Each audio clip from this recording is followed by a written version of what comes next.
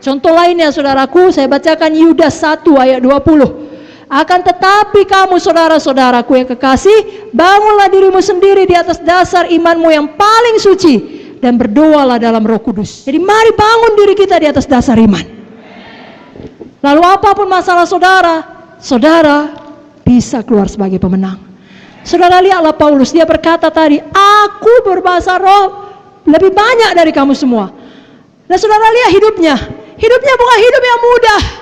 Hidup Paulus sangat berat, sangat menderita. Saudara baca buku Korintus, saudara menangis membaca penderitaan Paulus.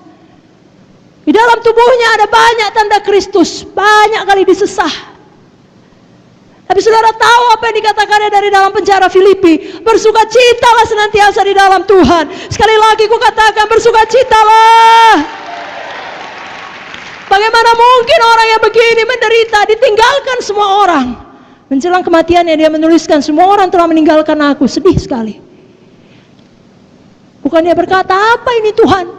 Seluruh hidup sudah kuberikan kepadamu, sekarang tinggal kematian Tuhan. Tidak ada orang menemani aku. Gak betul ini Tuhan. Bertahun-tahun melayani engkau dengan setia, kok begini jadinya? Tidak, dia tidak berkata demikian. Dia berkata, aku telah mengakhiri pertandingan iman yang baik. Aku telah mencapai garis akhir. Mahkota yang menantiku. Kok bisa ya berpikir seperti itu? Kok bisa ya punya mental pemenang seperti itu? Karena Roh Kudus. Karena Roh Kudus. Mari kita penuh Roh Kudus. Itu pilihan kita saudaraku. Seberapa penuh kita, itu pilihan kita. Setan akan melakukan apa saja supaya kita tidak berjalan dalam kuasa Roh Kudus. Karena dia tahu kalau saudara bangkit dalam kuasa Roh Kudus, sama seperti dikatakan dalam firman Tuhan buku Kisah, ini sudah datang orang-orang yang membongkar balikkan dunia. Itulah dia. Setan tahu itu. Kalau betul kita hidup dalam kepenuhan Roh Kudus, kita membongkar balikkan dunia bagi Yesus.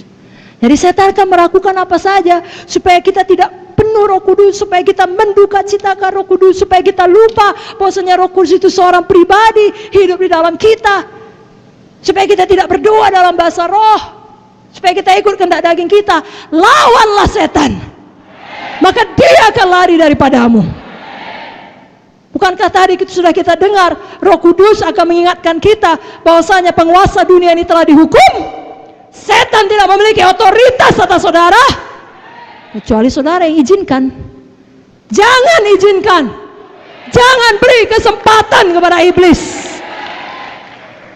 Sebabnya hari ini jujur kepada Tuhan, akui semua dosa saudara.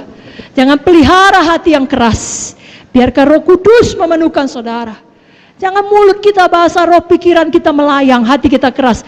Mulut kita bahasa roh, hati kita terbuka, lembut kepada Tuhan, patuh kepada Tuhan, takut akan Tuhan. Pikiran kita fokus kepada Tuhan. Saudara akan bangkit betul-betul menjadi orang yang membongkar balikkan dunia. Milikilah hati yang lembut, yang tidak mau menduka citakan Roh Kudus. Sungguh-sungguh bertobat dari jalan yang salah dan terbuka sepenuhnya, sehingga malam ini ada pertobatan, malam ini ada pemulihan, dan mulai malam ini seterusnya ada satu kebangunan rohani yang tidak dapat dihentikan oleh apapun. Saudara diberkati.